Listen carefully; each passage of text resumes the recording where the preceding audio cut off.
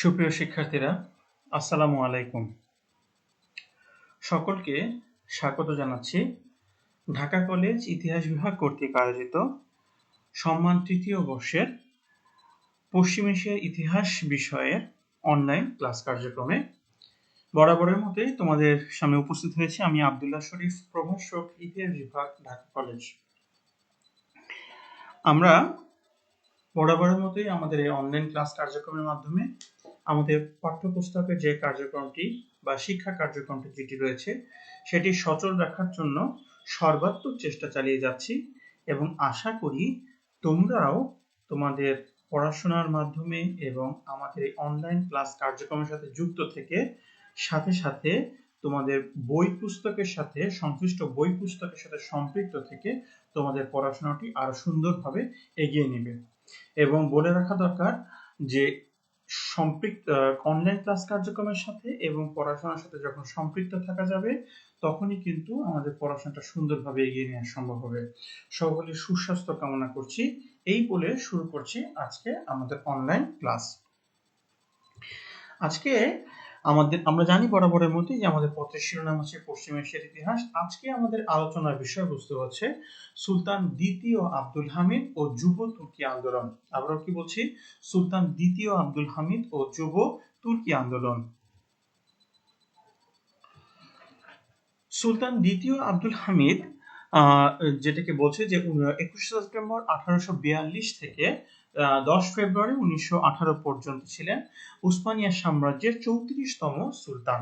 তো সুলতান আব্দুল হামিদ ছিলেন উম্মাহ দর্দি মুসলিম বিশ্বের খলিফা, যাকে ইহুদিরা বাইতুল মুকাদ্দাস হস্তান্তরের জন্য 150 মিলিয়ন পাউন্ড দিতে চেয়েছিলেন, কিন্তু তিনি মুসলিম বিশ্বের এক চুল মাটি ছাড়তেও তিনি রাজি ছিলেন না।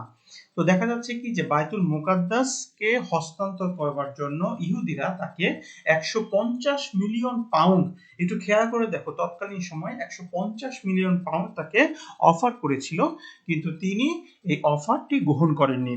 এবং কেউ একজন বলেছিলেন, এবং সত্যই বলেছিলেন, যে যখন দেখবে শত্রুরা তোমার কোনো ক্রমের প্রশংসা করছে, হোক না তা মন্দ, বুঝবে তোমার কাজে তাদের কোনো স্বার্থ রক্ষা হয়েছে।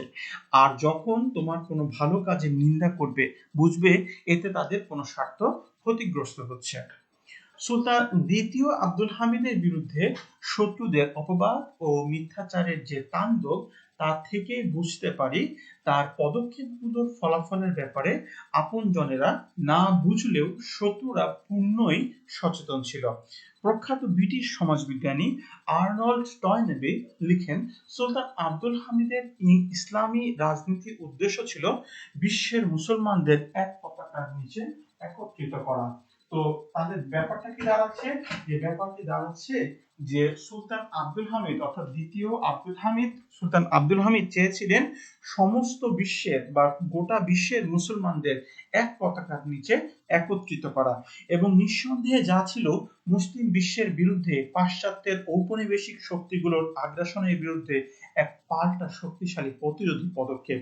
তাকে নিয়ে ইউরোপীয়রা এত বেশি পরিমাণে লিখেছে যে সমকালীন ইতিহাসে তো বটেই, এই সুদীর্ঘ 1450 বছরের ইতিহাসে অন্য কোনো মুসলিম শাসককে নিয়ে তারা ততটা লেখেনি, যার গুটি কয়েকটি ছাড়া সবগুলোই অপবাদ, মিথ্যাচার এবং প্রোপাগান্ডায় পরিপূর্ণ ছিল।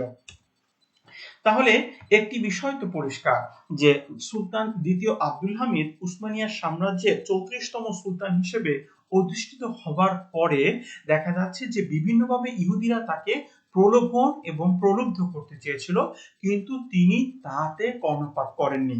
এবং তিনি যেটা করেছেন যে সমগ্র মুসলিম বিশ্বকে একত্রিত করবার জন্য, সমগ্র মুসলিম বিশ্বকে ঐক্যবদ্ধ হওয়ার জন্য সর্বাত্মক চেষ্টা তিনি চালিয়ে গেছেন, এবং এই ঔপনিবেশিক শক্তিগুলোর বিরুদ্ধে পাল্টা শক্তিশালী প্রতিরোধী পদক্ষেপ তিনি গ্রহণ করেছিলেন। এবং সুদীর্ঘ 1450 বছরের ইতিহাসে অন্য কোনো মুসলিম শাসক যা পারেননি, তিনি কিন্তু তা পেরেছিলেন।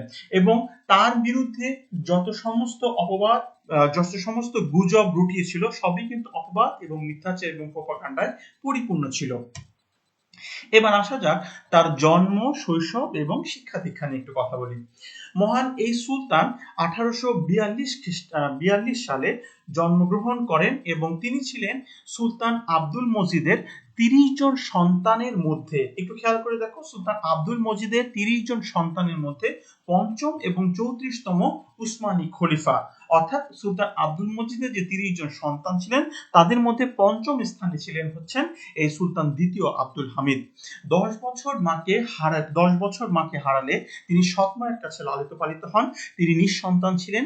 তিনি অত্যন্ত স্নেহ মমতায় তাকে লালন পালন করেছেন এবং সৎ মাতার ধর্মীয় জীবনাচার ও ব্যক্তিত্বপূর্ণ অবস্থান তার উপর গভীর প্রভাব বিস্তার করেছিল। খলিফা হওয়ার পর তিনি তাকে রাজমাতা ঘোষণা করেন। ছোট থেকেই তিনি অত্যন্ত গম্ভীর ও স্পর্শকাতর প্রকৃতির ছিলেন বলে সমধিকভাবে পরিচিত এবং রাজপ্রাসাদেই একদল অভিজ্ঞ শিক্ষক মণ্ডলীর হাতে তার শিক্ষা দীক্ষা চলতে থাকে। তাদের নিকট তিনি আরবি, ফার্সি এবং ইতিহাসের পাঠ গ্রহণ করেন এবং তার তিনি কিন্তু সাহিত্য অধ্যয়ন করেছিলেন। একসময় তিনি অশ্বারোহণ, তলোয়ার চালনা এবং অন্যান্য অস্ত্র চালনায় দক্ষতা অর্জন করেন এবং তিনি কথা কম বলতেন এবং তিনি অত্যন্ত মনোযোগের সাথে কিছু শুনতেন এবং কথা মনোযোগের সাথে শুনতেন এবং চারপাশে গভীরভাবে পর্যবেক্ষণ করতেন। শৈশব থেকে নিয়মিত পত্রিকা, বিশ্ব রাজনীতির খবরাখবর রাখা তার অভ্যাস ছিল। তিনি বিশ্ব রাজনীতিতে খেলাফতে উসমানিয়ার অবস্থান বোঝার চেষ্টা করতেন। শৈশব থেকে আরেকটি বৈশিষ্ট্য তাকে অন্য সবার থেকে আলাদা করে রেখেছিল, তা হলো তার সুপরিমিত অর্থনৈতিক বোধ। তিনি অপচয় একদম পছন্দ করতেন না। সে সময় তিনি ছিলেন খেলাফতে ওসমানিয়ার সবচেয়ে ধনী যুবরাজ। তার এই অর্থ ব্যবস্থাপনার গুণ খেলাফতে ওসমানিয়ার জন্য অত্যন্ত কল্যাণকর বলে প্রমাণিত হয়েছিল এবং খলিফা হওয়ার পরে তিনি নিজ অর্থব্যয়ে পুরো সাম্রাজ্যের টেলিগ্রাফ লাইন স্থাপন করেন। তাহলে একটি বিষয় পরিষ্কার যে উসমানিয়া সাম্রাজ্যে যে কয়েকজন অধিপতি ছিলেন তার মধ্যে 34তম অধিপতি যিনি ছিলেন তিনি ছিলেন সুলতান দ্বিতীয় আব্দুল হামিদ এবং তিনি তার জন্ম, শৈশব এবং শিক্ষা দীক্ষা দিয়ে যদি আমরা একটু বিশ্লেষণ করি তাহলে দেখতে পাবো যে তিনি কিন্তু একাধারে অপচয় বিরোধী ছিলেন। তিনি একদমই অপচয় করা পছন্দ করতেন না। তিনি অত্যন্ত ভাব গাম্ভীর্যের মধ্যে থাকতেন। তিনি মানুষের কথা মনোযোগ দিয়ে শুনতেন এবং আশেপাশের যে পরিবেশ অবস্থা তা তিনি বোঝার চেষ্টা করতেন এবং এছাড়াও তিনি খিলাফতের সময় যে অর্থনৈতিক অবস্থা তা তিনি ওইভাবে গভীরভাবে পর্যবেক্ষণ করতেন। শুধু তাই নয়, তিনি তার সৎমাকেও তার মনের ভিতরে, তার জীবনে তার যে সৎমার যে ধর্মীয় জীবনাচার এবং ব্যক্তিত্বপূর্ণ অবস্থান যে গুরুত্বপূর্ণ প্রভাব রেখেছিল তার জন্য তিনি তার এই সৎমাকে তিনি রাজমাতা হিসেবে ঘোষণা করেছিলেন। এবং দেখা যাচ্ছে যে তিনি কম কথা বলতেন, অন্যের কথা মনোযোগ দিয়ে শুনতেন এবং তিনি এক পর্যায়ে কিন্তু যেহেতু তিনি সুলতান হয়েছিলেন তাকে কিছু গুরুত্বপূর্ণ কাজ করতে হয়েছিল, যেরকম অশ্বারোহণ করা, তলোয়ার চালনা শেখা এবং অন্যান্য অস্ত্র চালনায় দক্ষতা অর্জন করেছিলেন এবং তার শিক্ষা দীক্ষা কিন্তু এই রাজপ্রাসাদে একজন অভিজ্ঞ শিক্ষক মণ্ডলীর হাতে গ্রহণ করেছিলেন এবং তিনি কিন্তু ফার্সি এবং ইতিহাস পাঠ গ্রহণ এবং আরবির প্রতি তার একটা অনবদ্য ঝোঁক ছিল এবং সাহিত্য অধ্যয়নের প্রতি তার একটা নিবিড় আগ্রহ ছিল। এবার আসা যাক তার ইউরোপ ভ্রমণের কথায়। 1868 সালে তার চাচা খলিফা আব্দুল আজিজ ওসমানীয় এক প্রতিনিধি দল নিয়ে ইউরোপ ভ্রমণ করেন। সেই প্রতিনিধি দলে আমির আব্দুল হামিদও ছিলেন। তিনি তখন 26 বছর বয়সের একজন তরুণ যুবক। সেই সময় তিনি গভীরভাবে ইউরোপের অবস্থা পর্যবেক্ষণ করেন। ইউরোপীয়দের কৃষ্টি কালচার, সভ্যতা, সংস্কৃতি, তাদের সামাজিক সক্ষমতা, বৈদেশিক রাজনীতির তাদের প্রভাব, ওসমানীয়দের ব্যাপারে তাদের দৃষ্টিভঙ্গি ইত্যাদি সবকিছু তিনি অত্যন্ত গভীর দৃষ্টিতে পর্যবেক্ষণ করেন। তিনি মনে করতেন আমরা ইউরোপীয়দের প্রযুক্তি ও টেকনোলজি নিতে পারি, কিন্তু আধুনিকায়ন প্রচেষ্টা হিসেবে তার জীবনাচার এবং সংস্কৃতি গ্রহণ করতে পারি না। খিলাফতের দায়িত্ব গ্রহণের কথা যদি বলতে হয়,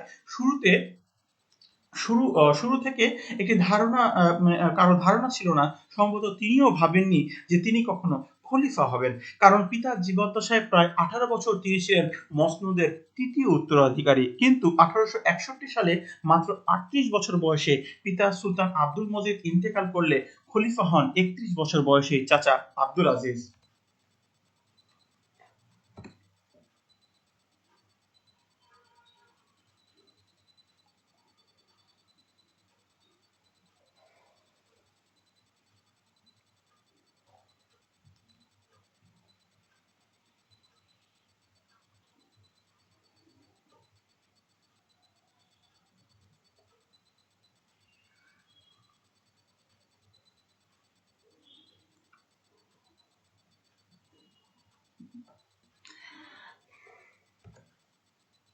কিন্তু 1876 সালে 46 বছর বয়সে তিনিও নিহত হন, যদিও সেটাকে সে সময় আত্মহত্যা বলে চালানো হয়েছিল। এরপর মসনদে বসে তারই বড় ভাই পঞ্চম মুরাদ, যিনি তার থেকে 2 বছরের বড় ছিলেন। চাচাকে হত্যাকারীদের সঙ্গে পঞ্চম মুরাদেরও যোগসাজশ ছিল। এছাড়া তিনি ছিলেন ইহুদিদের বিশ্ব সংগঠন ফ্রি মিশনের সদস্য। মূলত পঞ্চম মুরাদকে ক্ষমতায় আনা হয়েছিল একটি বিশেষ উদ্দেশ্যে, তা হলো কানুনে আসাসি বা বুনিয়াদি সংবিধান ঘোষণার মাধ্যমে খেলাফতকে একটি সাংবিধানিক রাজতন্ত্রে পরিণত করা, যাতে খলিফা হবে একটি আলংকরিক পদ। নির্বাহী ক্ষমতা থাকবে পাশা ও ওজিরদের হাতে। কিন্তু মসনদে আরোহণের পরপরই তার মস্তিষ্কের বিকৃতির লক্ষণ ফুটে ওঠে। সব রকমের প্রচেষ্টা এবং চিকিৎসা সত্ত্বেও যখন তিনি পুরোপুরিভাবে মানসিক ভারসাম্যহীন হয়ে পড়েন, ডাক আসে 34 বছর বয়সী যুবরাজ আব্দুল হামিদের। মসনদে খিলাফতের চারপাশে তখন ইহুদিবাদী ফ্রি মিশন ও নব্য তুর্কিদের একক প্রাধান্য। বাধ্য হয়ে সেই কুচক্রীদের শর্ত মেনেই তিনি খিলাফতের দায়িত্ব গ্রহণ করেন। খেলাফতের বিরোধী চক্রের মূল হোতা ইংরেজদের এজেন্ট মিদহাত পাশাকে প্রধান উজির বানাতে বাধ্য হন।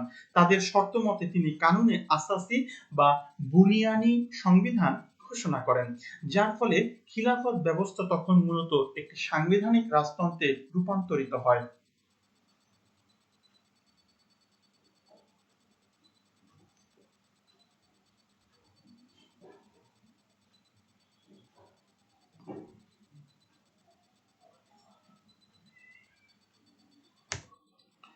আচ্ছা, তো সুলতান দ্বিতীয় আব্দুল হামিদের শাসনামলের কিছু বৈশিষ্ট্য নিয়ে আলোচনা করব।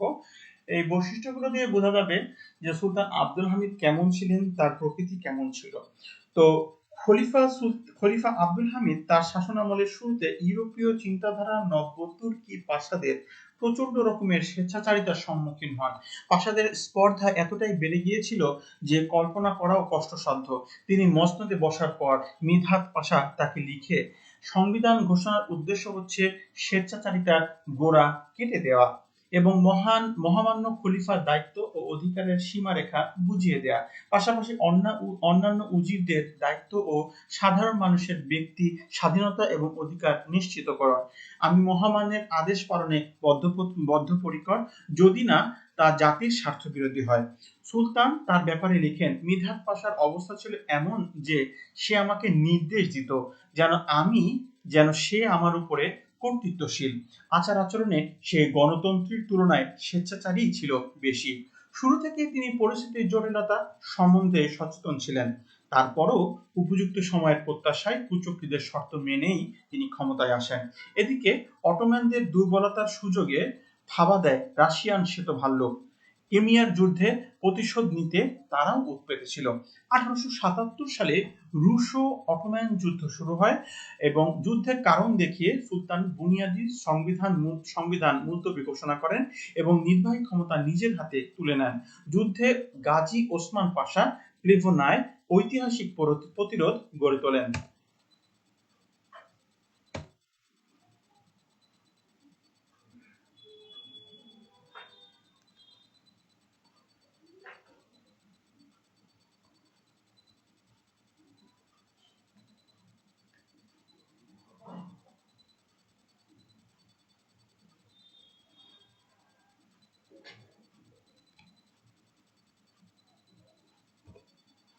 কিন্তু খাদ্য আর অস্ত্রাভাবে শেষে পরাজয় হয় এবং সুলতান বুঝতে পারেন তার সাম্রাজ্য সামরিক অর্থনৈতিক সব দিক থেকে পিছিয়ে আছে। তিনি সংস্কার শুরু করেন। তো দ্রুত সেনা চলাচল ও অর্থনৈতিক উন্নতির জন্য ব্যাপকভাবে রেল লাইন নির্মাণ শুরু করেন। অবশেষে 1897 সালে অটোম্যানরা গ্রিসের সাথে যুদ্ধে বিজয় লাভ করে। তিনি যখন মসনদে বসেন, খিলাফত বিপুল পরিমাণে বৈদেশিক ঋণের ভারে জর্জরিত ছিল। একটু মনে রাখা দরকার, তিনি যখন মসনদে বসেন, খিলাফত বিপুল পরিমাণে বৈদেশিক ঋণের ভারে জর্জরিত ছিল। ঋণ পরিশোধের জন্য তিনি আলাদা বিভাগ প্রতিষ্ঠা করেন এবং 33 বছরের শাসনামলে ঋণ প্রায় পরিশোধের পর্যায়ে নিয়ে আসেন। তার সময় খিলাফত উল্লেখযোগ্য কোনো বৈদেশিক ঋণ গ্রহণ করেনি। তার ক্ষমতার কালটি ছিল খিলাফতের জন্য চরম দুর্দিনের। একদিকে তুর্কি জাতীয়তাবাদী আন্দোলন, যা প্রায় 100 বছর কাল যাবৎ খিলাফতকে প্রায় শূন্য করে ফেলেছিল। উল্লেখ্য, এই চিন্তাধারা প্রথম উদ্গাতা ও পরবর্তীতে লালন ও বিস্তারকারীরা ছিল প্রধানত ইহুদি। তাদের মধ্যে থিওডর হের্জেল অন্যতম। তিনি ছিলেন ইসরায়েল জাতির জনক। আবারও বলছি, ইসরায়েল জাতির জনক ছিলেন থিওডর হের্জল।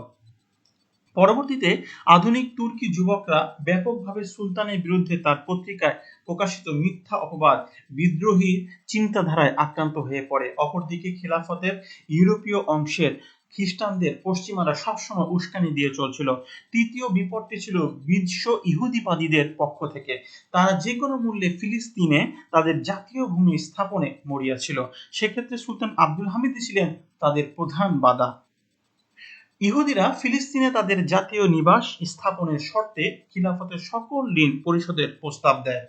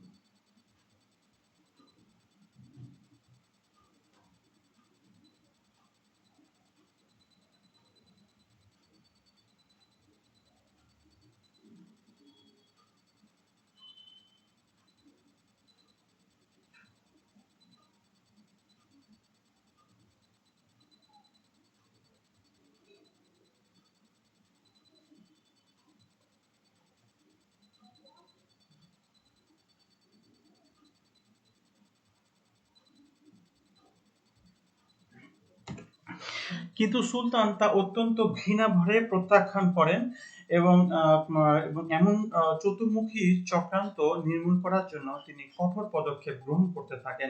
বিদ্রোহীরা তখন পালিয়ে গিয়ে ইউরোপে সংঘবদ্ধ হতে থাকে এবং খলিফা বুঝতে পেরেছিলেন ইউরোপীয় শক্তিবর্গ খিলাফতকে যত দুর্বল করতে পারবে, মুসলিম ভূখণ্ডগুলোতেও তাদের উপনিবেশ স্থাপনের পথ ততই সুগম হবে। তাই তিনি প্যান ইসলামিজম বা বিশ্ব মুসলিম ঐক্যের প্রচেষ্টা শুরু করেন।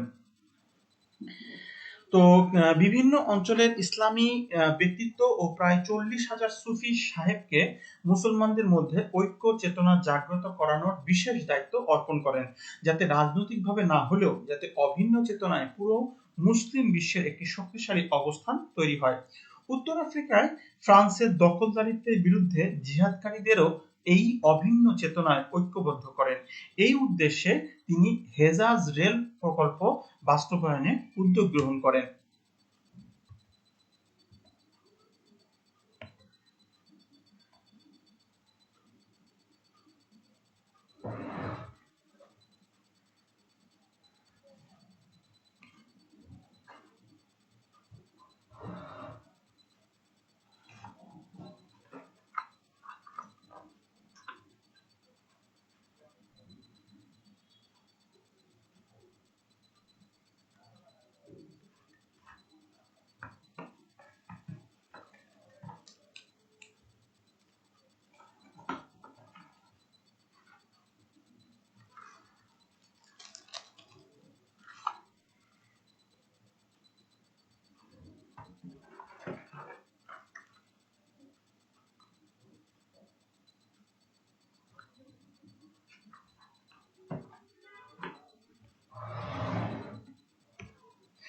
যার সমুদায় অর্থ মুসলমানদের চাঁদা এবং হেজাজ ডাক টিকিটের বিক্রির মাধ্যমে সংগ্রহ করা হয়। প্রখ্যাত লেখক ও দামেস্ক বিশ্ববিদ্যালয়ের অধ্যাপক সাইদ আফগানি রহমতুল্লাহ আলাইহ বলেন, আল্লাহ সুলতান আব্দুল হামিদের উপর রহম করুন। তার সমস্তরের কোনো উজির ও সাহায্যকারী তিনি পাননি। তার যুগ গত হয়ে গেছে। অসাধারণ যোগ্যতা এবং বিপুল কর্মশক্তি এবং রাজনৈতিক দূরদর্শিতা ও সুগভীর কূটনৈতিক প্রজ্ঞার বদৌলতে প্রায় একক প্রচেষ্টায় 3 দশক কাল, আবারও বলছি 3 দশক কাল, তিনি খেলাফতের পতন ঠেকিয়ে রেখেছিলেন। এবং যদি যোগ্য সঙ্গী এবং উপযুক্ত সাহায্যকারী পেতেন, তবে খেলাফতকে আবার প্রথম যুগের প্রতাপ ও শক্তিময় অবস্থায় উপর প্রতিষ্ঠা করতে পারতেন। এবার আসা যাক যুব তুর্কি আন্দোলন নিয়ে।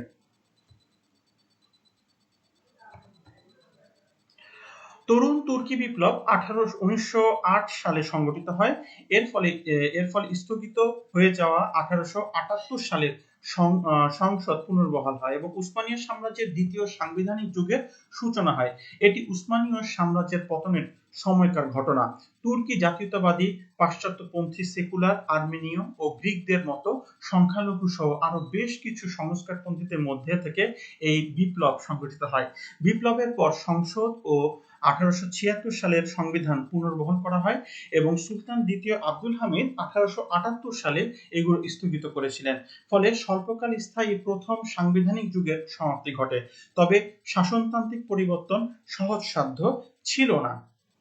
স্থানীয় বিপ্লবের ফলে সাম্রাজ্যের সীমানা ভেঙে পড়েছিল এবং 1909 সালে রাজতন্ত্র পুনঃপ্রতিষ্ঠার জন্য পাল্টা অভ্যুত্থান সংঘটিত হয় এবং পরবর্তী 31 মার্চ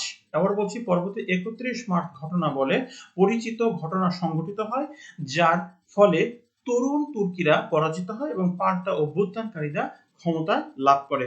তাদের নতুন সংগঠন committee of union and progress মূলত এতে নেতৃত্ব দেয়। 1908 সালের মধ্যে এপ্রিলে বিপ্লব শুরু হয় এবং এ বছর মেসিডোনিয়ার থার্ড আর্মি কনস্ট্যান্টিনোপলের অভিমুখে যাত্রা করে। মেজর আহমেদ নিয়াজি রাজধানী থেকে আগত একটি অনুসন্ধান কমিটির ভয়ে 3 জুলাই রেসেন থেকে সরে যান এবং তার সাথে 200 অনুসারী ছিল।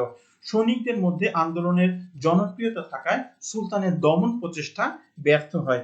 অটোমানিজম নামক মতাদর্শের কারণে বিদ্রোহী ব্যাপকভাবে ছড়িয়ে পড়ে বিদ্রোহ এবং 24 জুলাই সুলতান দ্বিতীয় আব্দুল হামিদ আত্মসমর্পণ করেন এবং 1876 সালে সংবিধান পুনর্বহাল ঘোষণা দেন।